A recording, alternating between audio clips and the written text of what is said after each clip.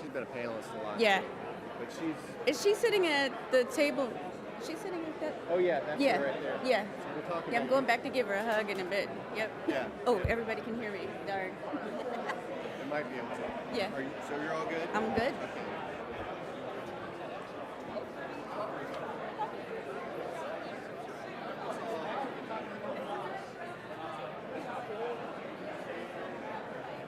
But if you... Hey, we're about ready.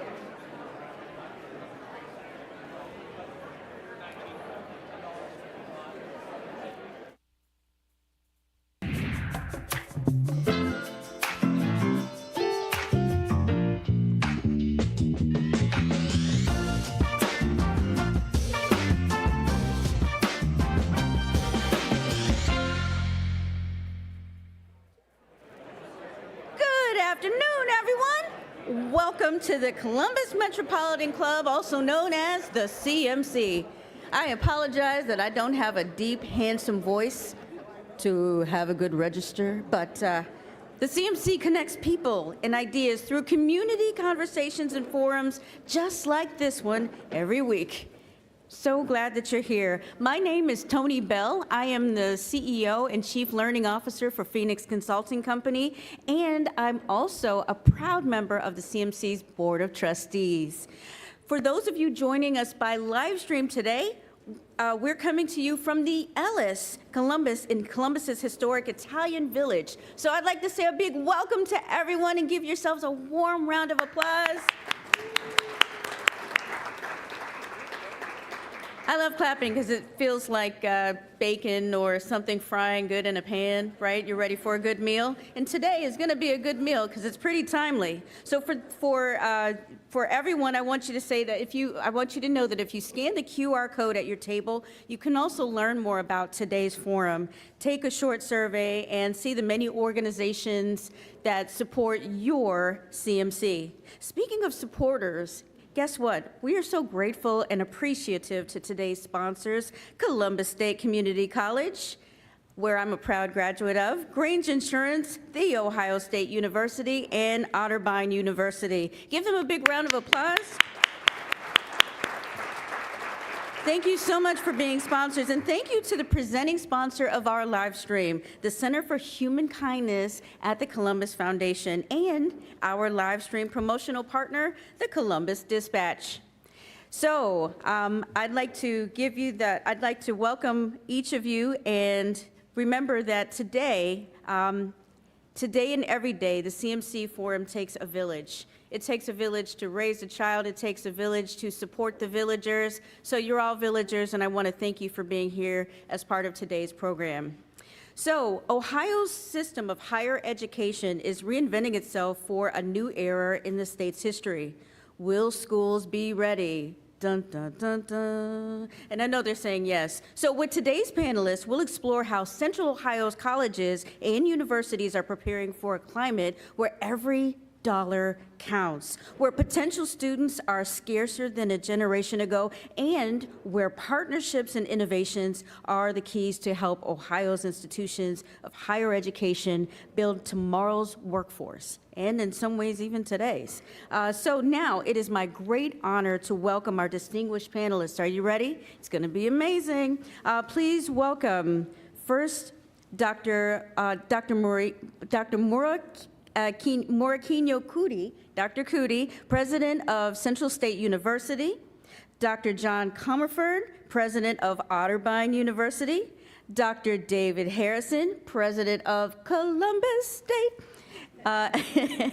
Dr. James Orr, Vice Provost for Strategic Enrollment Management at The Ohio State University, and our host, Sheridan Hendricks, Higher Education Reporter for Columbus Dispatch.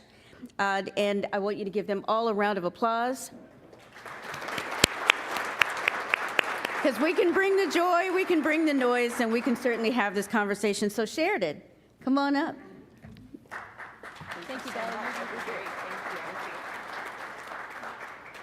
All right, everyone.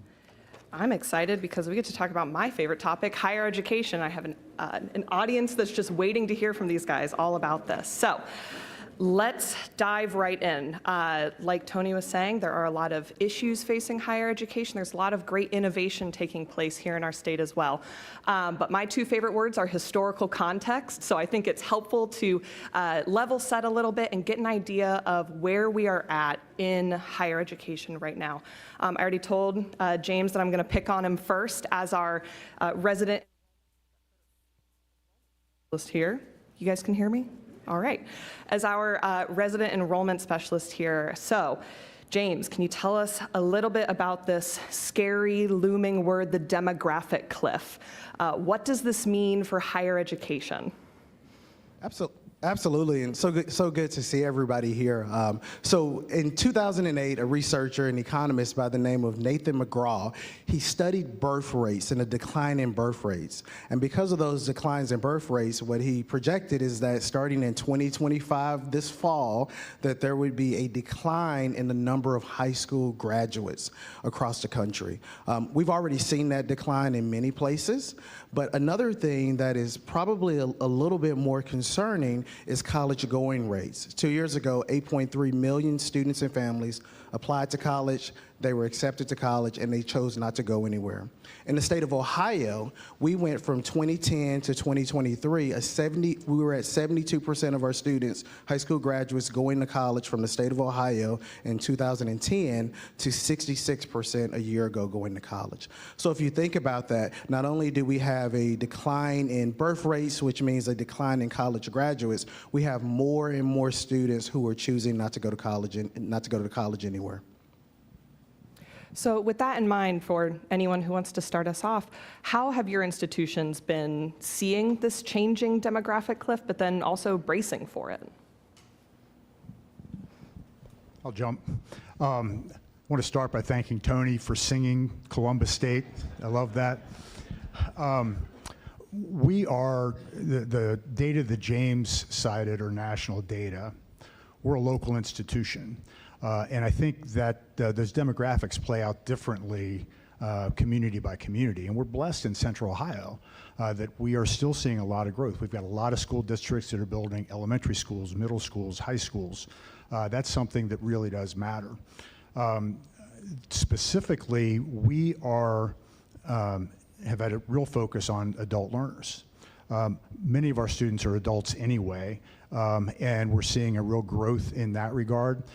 And with our partnerships with employers and other things that are happening in the region, and I think we'll be able to touch on here shortly, I'm really optimistic in terms of increasing the college going rate. And I think James's point is really spot on. It's less about the demographics, and it's more about helping students and families understand the possibilities through higher ed. Well, as the president said, it depends on who your target enrollment is. As an historically black university, our enrollment has stayed steady even after the pandemic.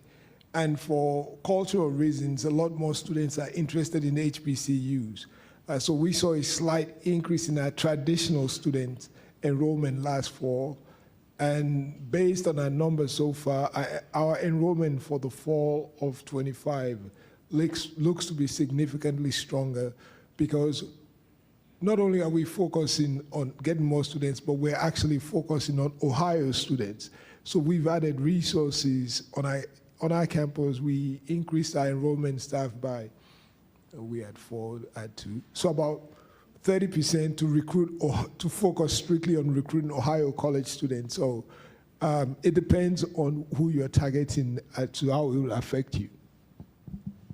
Well, we've discussed at Otterbein, if there aren't enough 18-year-olds to go around, one way to solve that is opening the door of access to higher education wider. There's a bunch of students that should go to college that don't consider it for financial or other reasons. And so we decided a few years ago to, if a student is Pell Grant eligible, so they do the FAFSA and they're low to moderate income, then we meet their full need for tuition with no loans. And we're the only school in the state to do it, and that means we now 40% Pell eligible on campus, we're 30% students of color, we're serving students that wouldn't otherwise be served in our system often. The other thing we've done, and Dave is exactly right, the growth is in adult learning. And let's be real, a school like Otterbein, if you know Otterbein, we're set up for the 18 to 22-year-olds. You know, we got fraternities and sororities and Division III athletics, and you're going to have a class at 9, 11, and 3, and there's just no way it's set up well for adults. And so how do we do that without giving up what makes us so special? And so through a company that we founded called the Coalition for the Common Good, we work with Antioch University, not Antioch College, Antioch University, which is entirely an adult learning organization in Seattle, LA, Santa Barbara, New England, and we are taking our graduate programs to all of those campuses and bringing all those Antioch programs to Central Ohio. And we've already seen 10% growth in Antioch enrollment in that adult market. So it's a way to have our cake and eat it too. We can keep the traditional campus with the 18-year-olds, but also be in the adult market in a significant way through our friends at Antioch. Well, since we're, oh, James, go ahead.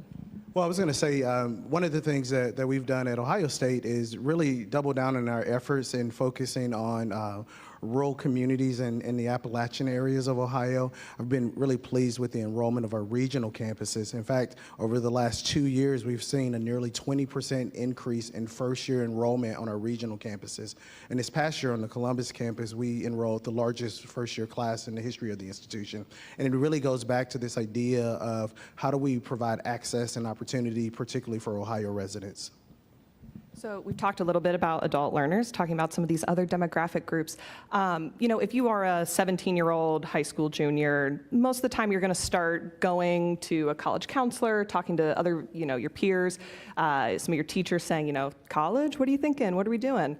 For some of these other demographic groups that maybe aren't in a high school, and as fewer and fewer high school students are going to be having that conversation with their teachers and with their peers, how do you actually go about reaching some of these demographic groups, like adult learners? John, if you want to start us there. Sure. And so, again, through our work with Antioch, one way we've discovered that we think is untapped is through employers. Everyone with a low unemployment environment, if you're an employer, you're hungry for talent. You want to attract and retain talent, and employers are willing to put skin in the game right now to make that happen. And so in the last 6 months, we've signed 6 deals with local employers, national, not all in Columbus, several national employers, where we're doing professional development, credentialing, short-term certificates, and even degree programs inside the employer for their workforce. The employer helps to pay for that.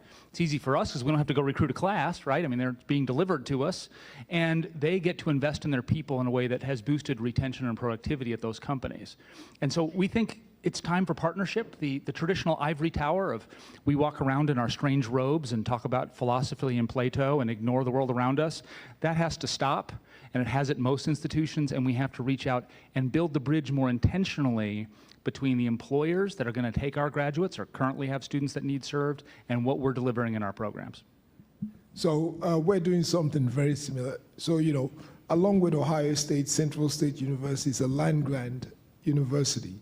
And so part of our responsibilities as a land grant is to improve the lives of the citizens that we interact with. And nowadays, we do it through workforce development. And so one of our land grant mission is how do we increase people's ability to improve their income while we interact with them. And so we were also fortunate to have received a grant from Intel around semiconductor. So we have certificates and credentials in semiconductor, and then we are also developing certificate and credentials in healthcare. And what that does is for our traditional students, what we're planning for them to do is while they're taking their courses, they can get credentials as part of their 4-year degree, which then means they can work during the summer and earn money. And also we're trying to provide opportunities for adults that don't want to come to our campus. We have a dating campus, and that's what we're trying to establish as our workforce training development center, so that, as he said, not even our 18-year-olds can get those credentials, and for non-traditional students, they can just get those credentials. And we're also working with Coursera to do online courses where people can get certificates in specific fields. For Columbus State, in a lot of ways, the current environment is right in our wheelhouse. All of our students work, for the most part, even our younger students. So John's point is spot on in terms of partnerships with employers, really making this sustainable. Employers are being creative in different kinds of ways. It's not transactional where a student goes to school and then an employer hires them. It's really much more integrated. And we're working closely with employers every day so they can modify their HR plans to really map into earn and learn opportunities for our students. So while they're still in school, they're working and making money. And in many cases, employers are either have a generous tuition reimbursement program or more, there's a growing trend for tuition pre-reimbursement, where employers are paying it up front so the students don't have to carry those costs. So there is a path for a debt-free degree while students are making money with an employer. Those partnerships are foundational. I really love this conversation because I think it hits us this idea that for higher education, we have to be available for the learner regardless of where they are in their journey, right? So that might mean you're the 17 or 18-year-old who's looking to go to college right out of high school. But it also may mean that you're the mid-career adult who's looking for a curriculum that's flexible, that allows you to work, but also allows you to get that degree. Those things are really critical, particularly when you think about that there's over 36 million individuals in the United States who has some college credit but no degree. In the state of Ohio, there's over 1 million individuals who has some college credit and no degree. So I love the way that we're thinking about how do we serve that important population for our workforce. Dave, I really appreciated when you said folks are having to get creative. That is certainly something that we have heard a lot in our newsroom as we've been talking to folks on a lot of the beats that we cover. So I want to talk a little bit more about getting creative, both from an institution level, but then also with the students that you're interacting with. So when it comes to the students, let's say we have more adult learners showing up on campuses or showing up online. They are bringing a very different life experience to your campus than a 17, 18-year-old has who's been living at home and they're going out for the first time.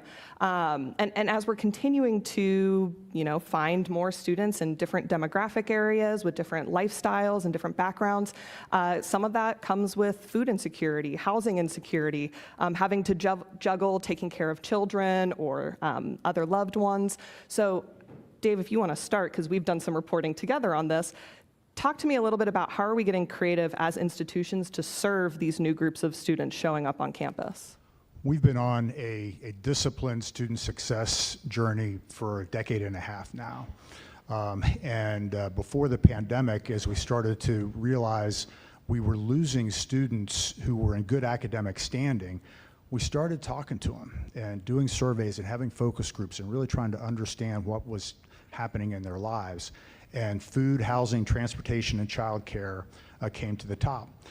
So we got on a mission to work on each of those, starting with a partnership with the Mid-Ohio Food Collective, where we've got a free grocery store, not just a market, a free grocery store on campus for our students and the entire community. Last year, we opened a child development center on campus. Many of our students are parents, working parents, so the ability to have their child with them on campus is a big step forward. We've got a partnership with Columbus Metropolitan Housing Authority that really tested removing housing insecurity and what that would do to advance student success. We've got a lot of data in that regard now. And CODA, through Link Us, frankly, we expect to be an even greater partner, not just getting students to campus, but helping students navigate their complicated lives. You think about a working mother who has to get to class, get to work, get to childcare, and then get home and maybe do all of that on public transportation. We're trying to centralize it all so that we're simplifying her life, making it less complicated, and making help unavoidable. We talk about that all the time, and I think we're on a good path there. Yeah, we at Otterbein have had a food pantry on campus for a decade now. Just got a Title III grant from the federal government to work with first-generation low-income students if the federal government pays their bills. We'll see how that works out. Just got that, and then we hired all the staff, and we'll see if we get the money. We've made a lot of those same moves that most campuses have. I would zoom out just a little bit from the question and identify that there is an impediment in American higher education to most four-year institutions wanting to serve those students. And it's called rankings and prestige. We measure institutions' quality by how selective they are at the outset, by how much they close the door in American students' faces. And the more doors they slam on faces, the better a school it must be. That's messed up. That's wrong. And we need to break that mentality and reward institutions and think of institutions of having quality for who they reach out and serve and make our society better, not serving those who already have. Okay. Now we're going.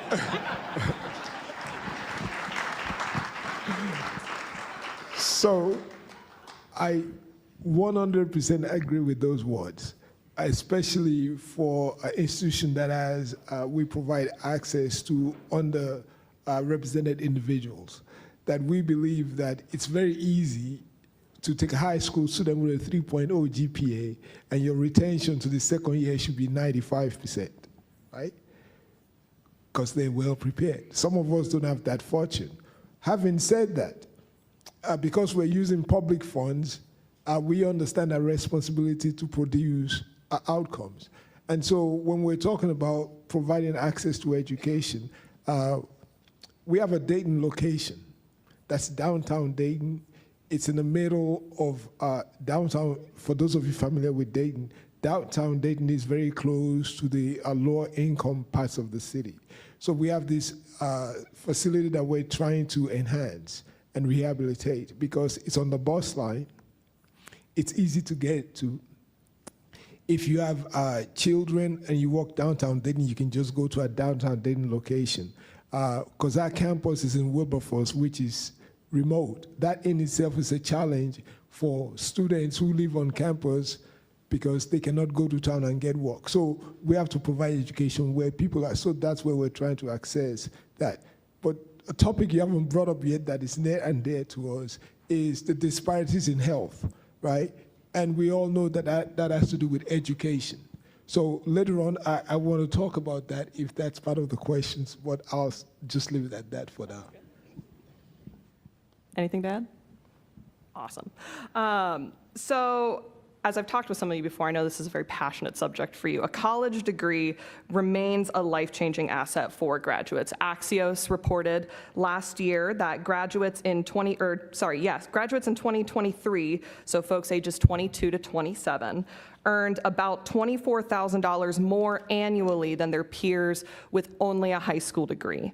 And yet, I have been at some events around town in the last couple of years with business leaders and individuals who say, you know, high school graduates, go into the workforce, go get a job, start getting paid right away. You know, we can figure out the college thing later. How do you respond to that argument for folks who say high school graduates should head right into the workforce and figure out the college question later? Yeah, President Kuti definitely wants to. Yeah, so what I always tell people is, when people tell you that, ask them what do they tell their kids?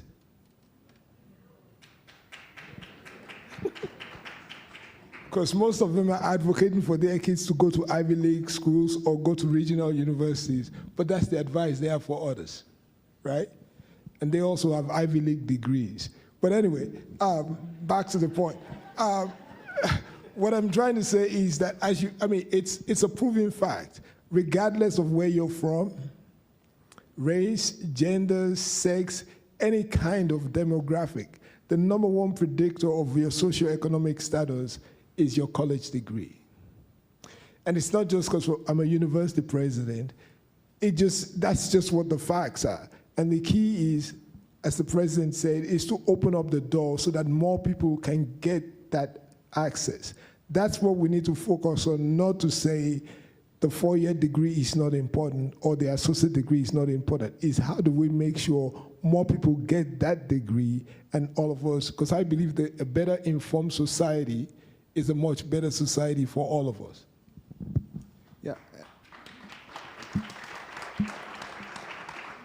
And I also think in higher ed, we have to do some self-reflection too, because if we're honest with ourselves, the way that we've talked about the value of college has been something that's really been similar to an echo chamber, right? It resonates with us, but does it really resonate with the public? And so I think it's important to have those conversations in terms of, we know that over the next few years, there'll be around 1.5 million new jobs that will be available. Most of those jobs, though, will require people to have some post-high school credential or education. And then the other piece is talking about the ways in which our coursework and our curriculum is designed to meet workforce demand. Because many students, they would love the opportunity to go to college if they could see how it would connect with their careers. So how does the experience that I'm getting connect with my career? And then the last piece that I think is so important is this idea around affordability, right? So is it affordable? How much will it cost me, and how much will I earn when I graduate? And I think us thinking more about that and having that conversation with students and families really resonates with them. So this comes up every time I meet with a state or federal lawmaker. Do we need more trades? This is a false choice. It is not trades or degrees. We need to build a better higher education system in which we connect these programs together. If someone goes and gets a credential as a plumber, they might run their own business someday. They might want a business class. They might want an accounting class. They might want a degree, a bachelor's degree eventually as their business grows. We need to make these credentials connected and stackable so that we're not creating these dead-end pathways, as if it's, well, you went then, now you're done. You can't go anywhere with that now. You're stuck in that forever.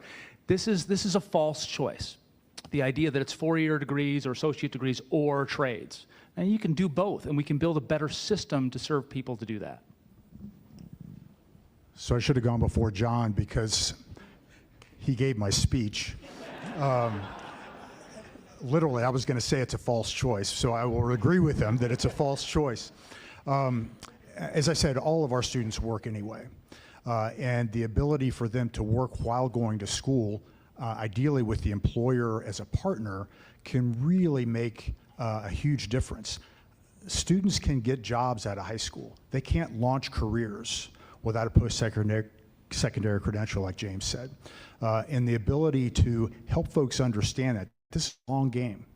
And the ability to really get into the workplace, understand the nuances, understand the possibilities, and understand the role that education plays into that, the practicality of that, can really be, can change the trajectory of people's lives. And as I said before, the ability to do that with employer tuition assistance, not only are they getting a degree and growing in their career, they're graduating debt-free.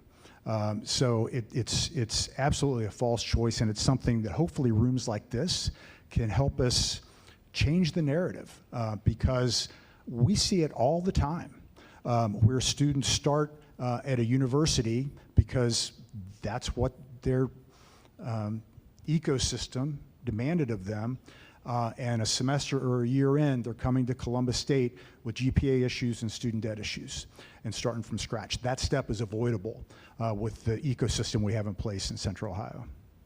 So let's talk a little bit about this self-reflection, as James called it, and changing the narrative, because I think just from this, conversation up here today, there are a lot of different ways that schools are innovating, whether it is food pantries on campus, whether it's partnerships with other institutions, regional campuses, the list goes on.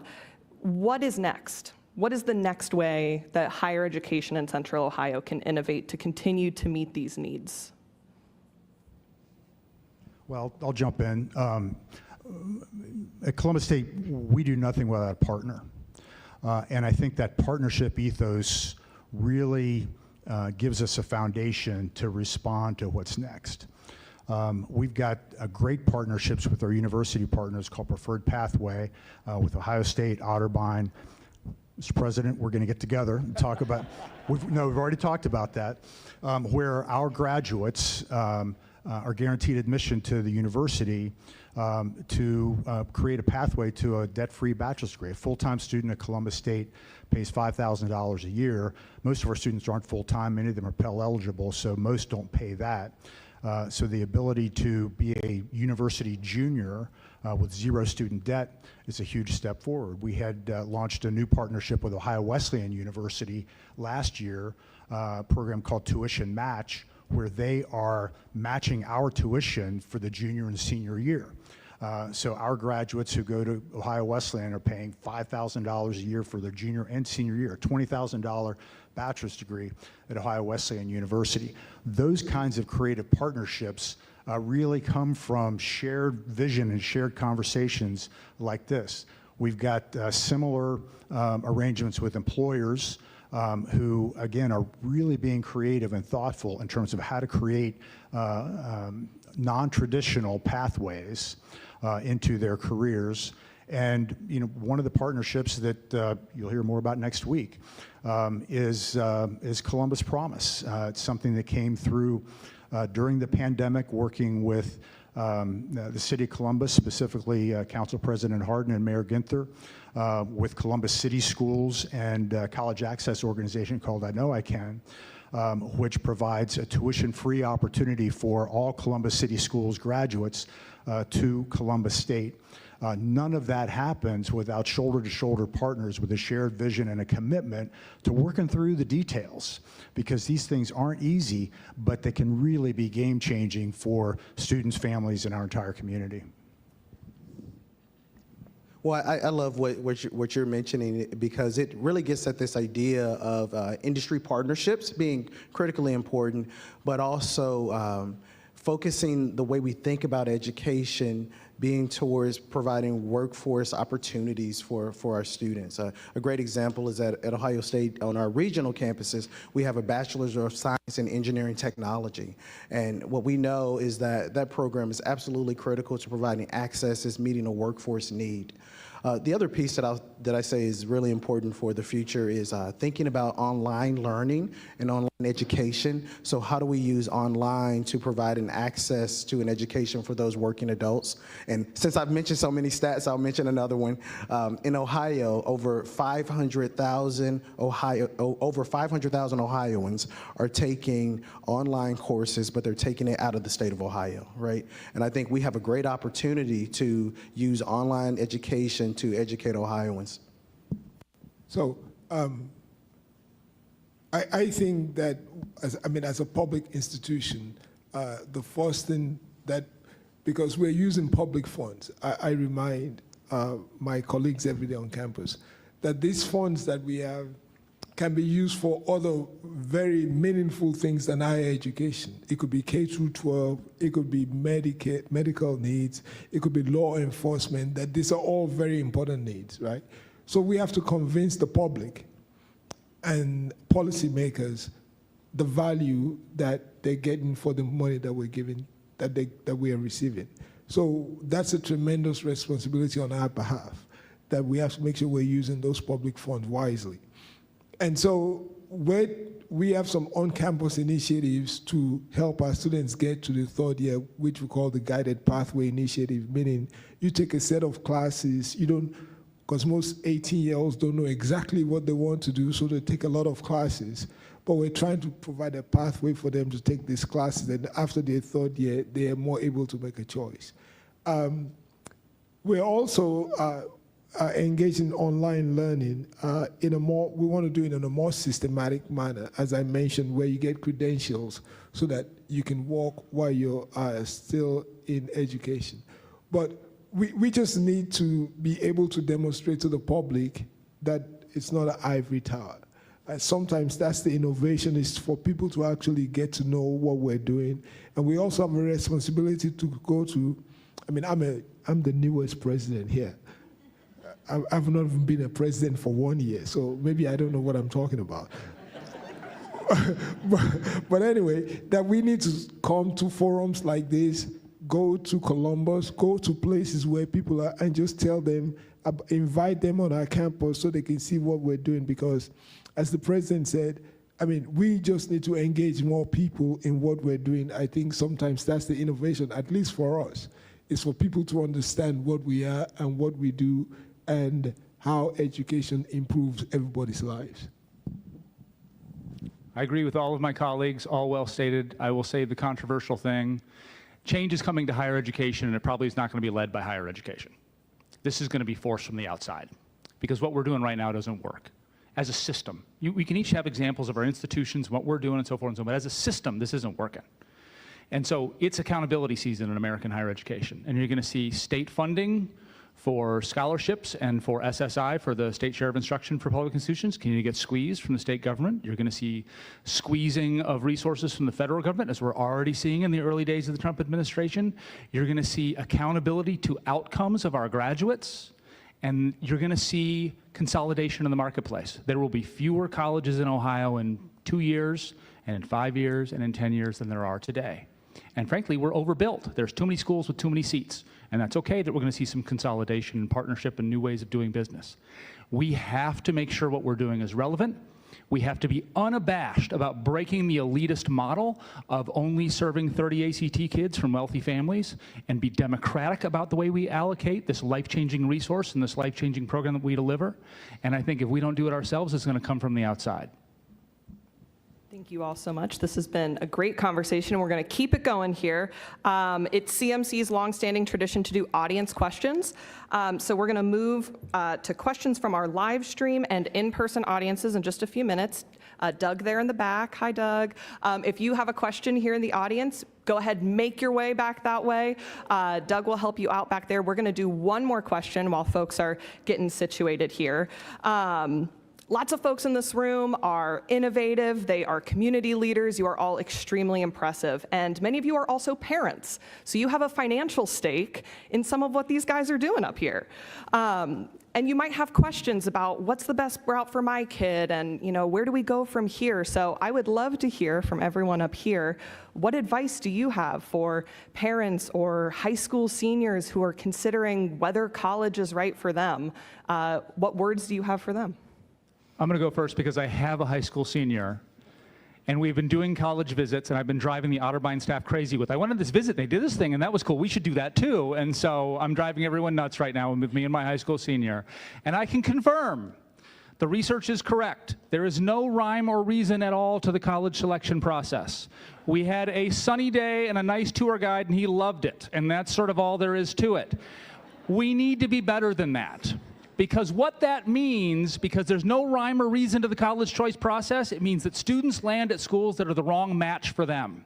The strength of American higher education is our diversity. You want a big flagship school, go to Ohio State. You want a small liberal arts college, come to Otterbein. You want to start at a community college, go to Columbus State. There's diversity in the system. It's not one size fits all. We need to stop acting that way and help students understand what makes each school distinct. What is going to make this program distinct? And so that means we have to stop giving the same tour on every campus.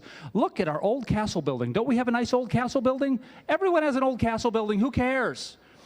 What is distinct about this program? And stop trying to be all things to all people and all programs to all students, and be institutions that look for match that will lead to retention and graduation rates.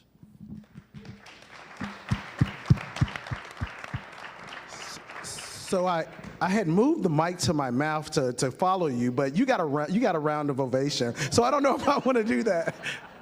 No, seriously, I love that. One of the things that I think is so important is introducing students to college as early as possible. So I think of our participation in the STARS Network, which is a consortium of universities across the country that's really designed to expose students from small towns and rural communities to college. So we try to bus students to the institution early on. When they're thinking about college, we try to expose them to our regional campuses to really identify not just what's the best institution for you, but what's the best fit. So when you're at the institution and you look at the students who are at the institution and you talk to the faculty, you talk to the staff, where can you really see yourself fitting? And then how does that connect to your future career goals?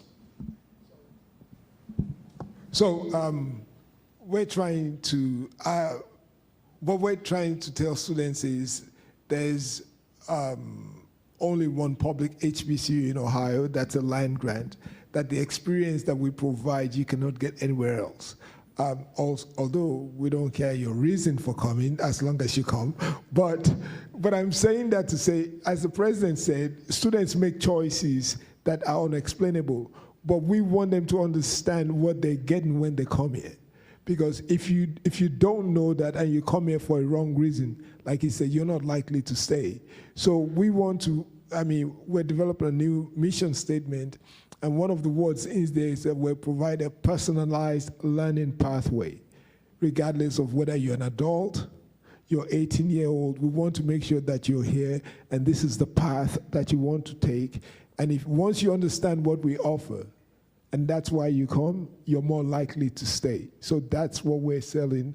We don't want students just to show up for any reason. We want them to know why they're here and what we offer. As I said before, I think we need to help students and families understand that this is a long game. It's not their experience as an 18-year-old, but their experience as a 28-year-old, a 38-year-old, a 48-year-old, and how these decisions can launch them or hinder them towards that path. And the ability, again, collectively, for us to help students really understand, and families, it's really important, to understand the options that are available and talk to people that have been through various journeys and compare their experiences to what the student wants to experience. Don't hide the fact at all that I have a problem with student debt because I think it's avoidable. And the ability for students and families to understand the ROI involved in their education, I think, is really important, both in terms of how much it costs, but also what the payback will be down the road from a career standpoint. John, I'll be honest, I feel a little called out because when I went to visit Ohio State as a 17-year-old, they played Carmen, Ohio, had a tear in my eye. I went to Ohio State, what can I say? I'm part of the problem. Thank you all so much. Doug Buchanan with CMC is going to be curating questions from our live stream audience, and folks in the back are going to get a chance to ask a question as well. So take it away, Doug.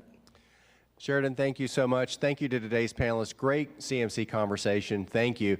If you have a question for today's panelists, please do join me at the mic. We've got a long line here, but we'll try to get to as many as we can. If you're watching online on YouTube, please type your question in the chat, and I'll try to get it read at the microphone here. Great questions at CMC always have two things in common.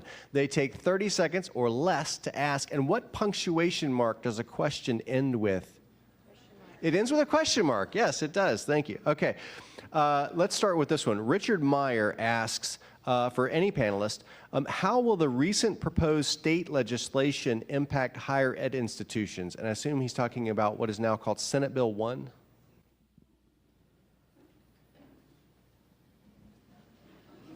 I guess I'll start. Senate Bill 1 is specific to public institutions, and so my colleagues from the publics might have other thoughts here.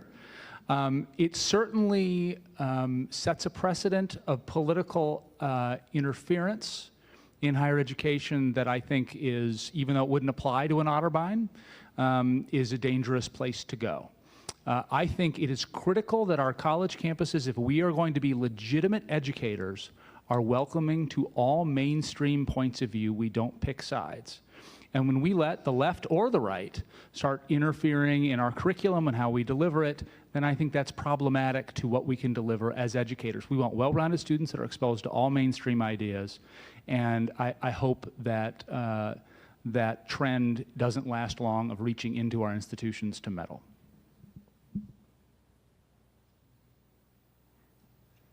Okay. Nobody else is going to comment. So, where Central State University is a member of what is called the Inter-University Council of Public Universities, and the council's position is to be neutral towards Senate Bill 1.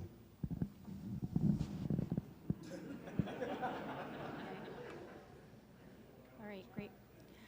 Jane Scott, I applaud you for your creativity and hope it lasts, hope it continues.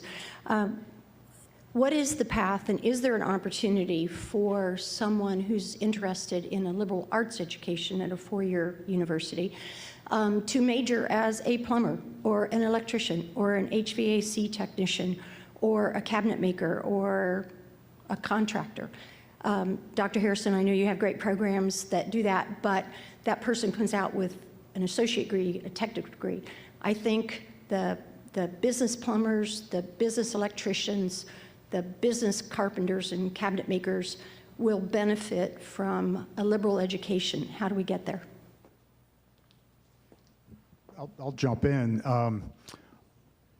In a lot of ways, I say this from time to time, we're kind of a graduate school for some people who have a bachelor's degree and have decided a little bit later that they know what they want to do. And it may be a plumber or an HVAC technician. It may be a nurse.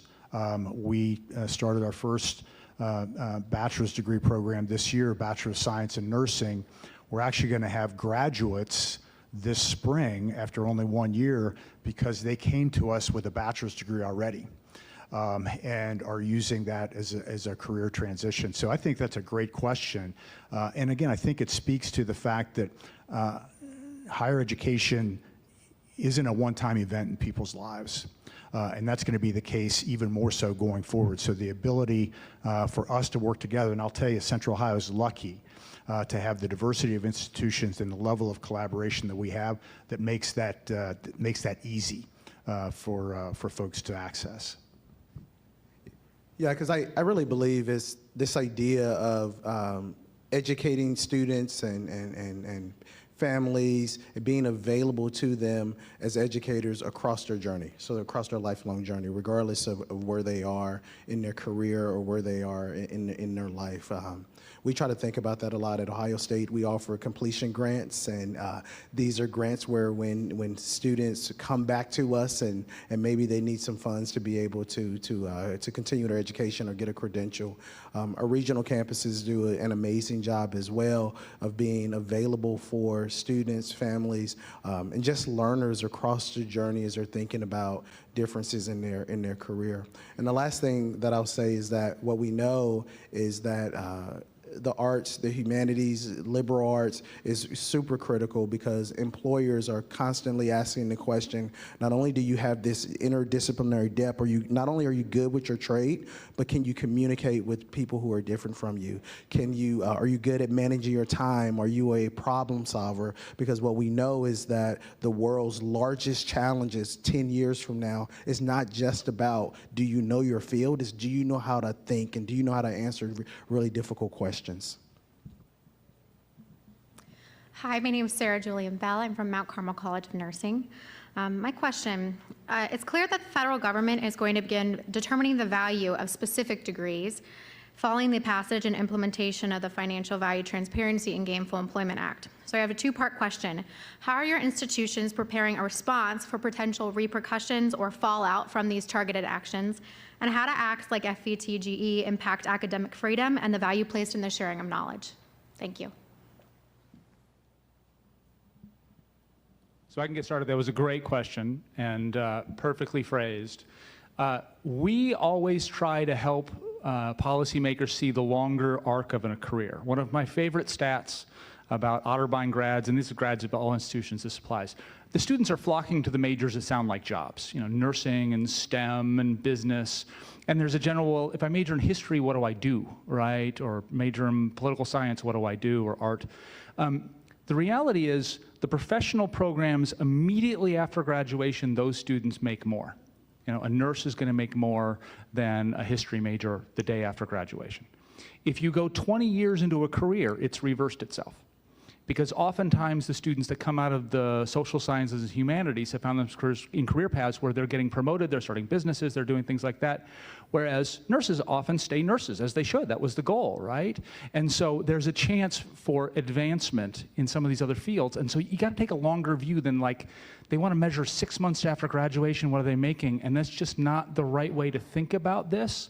The other thing I'll say is, given the pace of change of technology and AI and everything else, I can't imagine a job that's going to be the same in 5 years or 10 years, much less over the arc of a 40-year career. And so you want breadth. The more narrow the program, the more it's just training, the more someone's going to invent a robot pretty quickly to do your job, and you're going to be left on the outside looking in. 20 years ago, 30 years ago, there was the hot degree program in New Jersey. Every school had a program in a bachelor's in gaming management, casinos. What do you do with a bachelor's in gaming management in New Jersey today? My bet is not much. It's too narrow. You want the breadth, and we want to take the longer-term view of the value of those programs. Can I jump into that? Because that's a great point. And it reminds me of going back to Jane's question. Recently was in a meeting with a number of employers talking about cybersecurity and the skill set required there.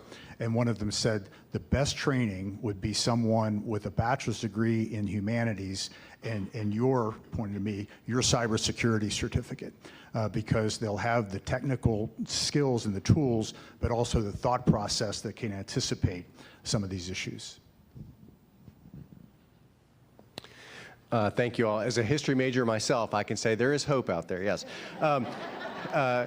Dr. J asks, for traditional institutions, are there problems getting faculty buy-in for online learning or different ways of approaching credentialing?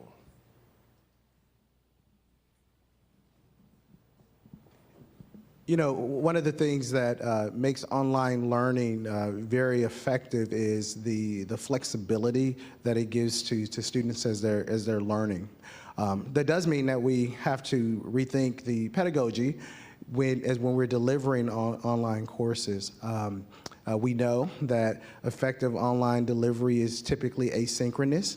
What we also know is that as you're thinking about all the different workforce demands, challenges that we've talked about today, and if you're thinking about those 500,000 Ohioans who are taking online courses outside of the state of Ohio, that lets us know that we have to really think critically about how we deliver online education, and that we do it with a pedagogy that allows students to learn and engage. And many times that's very different from what happens in the on-ground coursework. You can't just take an on-ground course and lump it over into the online world and be effective at it. Yeah, and I would just add briefly to that, one of my favorite jokes is if you ask 5 faculty members for their opinion on something, you'll get 10 opinions. And so it's a little all over the place, right? And so some are quick early adopters and want to be part of it, and some are like, oh, understanding the resistance is often because your prototypical faculty member was a rock star undergraduate student who got lots of attention as undergrad, went to grad school at some R1 like Ohio State and got lots of attention there. They were never an adult learner. They probably never took an online class, and they feel like a fish out of water when they're asked to do that. So it's about support around something that they might be just a little intimidated by. Thank you. We have 4 minutes left. We'll try to get to 2 questions. Hi, I'll try to be fast. I'm Len Huff with Axios. My colleagues report plenty on cost of living. You all have talked about different programs you have for adult learners. I'm curious what you think the interest higher ed institutions should take in maintaining affordable childcare, access to housing once those adult learners graduate, to make sure that the economic environment is friendly to those graduates.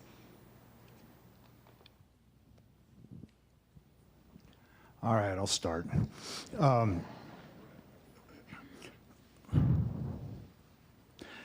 It's an issue we care about deeply. I can tell you, even based on a meeting that I was in this morning, that employers are starting to lean in more and more on those issues, specifically around childcare.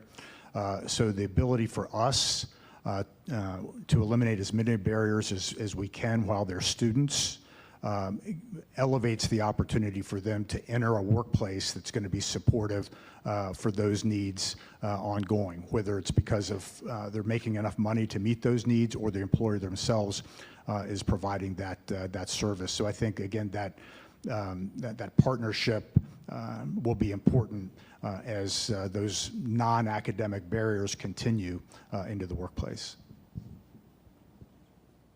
I'll just add ever so briefly, we tried at Otterbein. We had a 100-acre development right next to campus plan for multi-use, affordable workforce housing, new park, Coda Transit hub, a really dynamic community next to campus. And the forces that be in local government got in the way of that. And so the forces that get in the way of creating sustainable, healthy, affordable living environments is we got to look in the mirror sometimes, because our elected representatives aren't always delivering on that. My name is Emmanuel Merdas. I'm the Director of Youth Services for ETSS. I'm also a proud Columbus State graduate, yeah.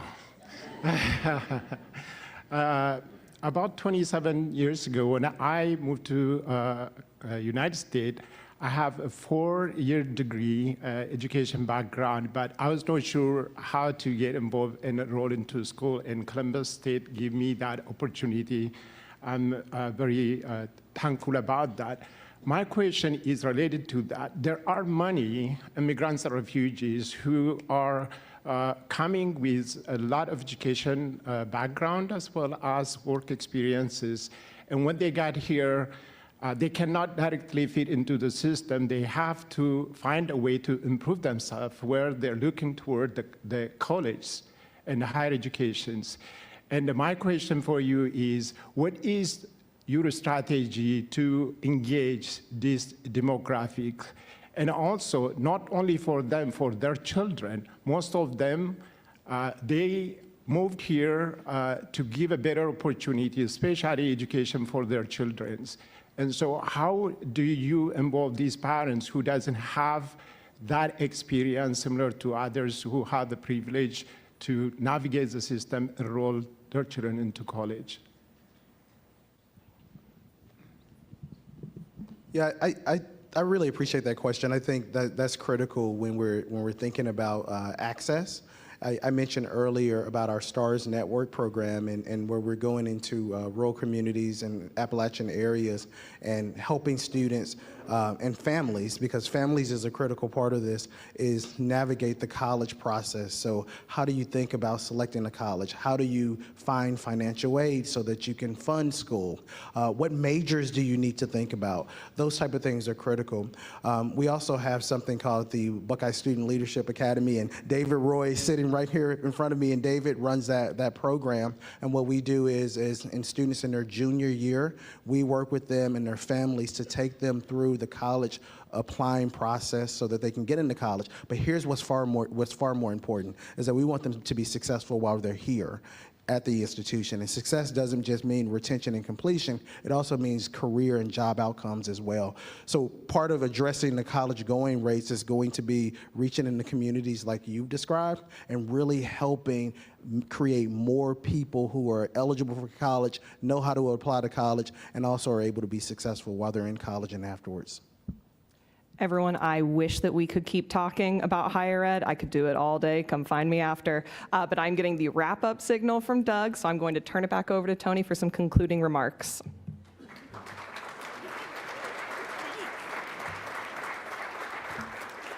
Okay, everybody, I'm assuming for those of you who sort of know me, there's an energy that I hope you have.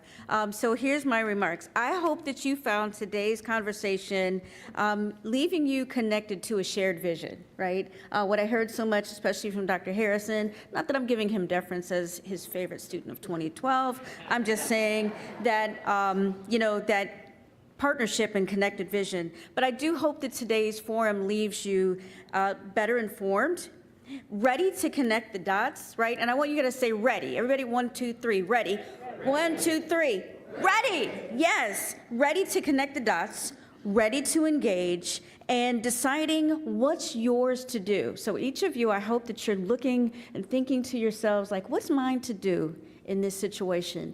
And anything that you do, any thought that you have and enact is right. So yeah, ready to call Drs. Cootie, Comerford, Harrison, and James Orr today. Do it today to be part of this, because this can be game-changing for our communities and families. Thank you to our sponsors of today's forum, Columbus State Community College, Grange Insurance. I don't have songs for the others, but I'll think of a jingle for next time. The Ohio State University and Otterbein University. We are also grateful to the presenting sponsor of our live stream, the Center for Human Kindness with the Columbus Foundation, and our live stream and promotional partner, Columbus Dispatch. Thank you so much. And a big thank you. I hope that I can embarrass this person or highlight her sitting somewhere there. I hope she's going to stand. Dr. Joyce Chan, would you stand up?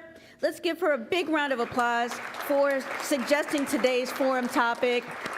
We love that. And a very special appreciation to today's speakers, coming straight to you from Central State University, Dr. Morakinyo A.O. Kuti. The president of Otterbein University, Dr. John Comerford. The president of Columbus State, Dr. David Harrison. And the Vice Provost for Strategic Enrollment and Management at The Ohio State University, James Orr. And of course, our host, whom we hope will come back and host again, Ms. Sheridan Hendricks.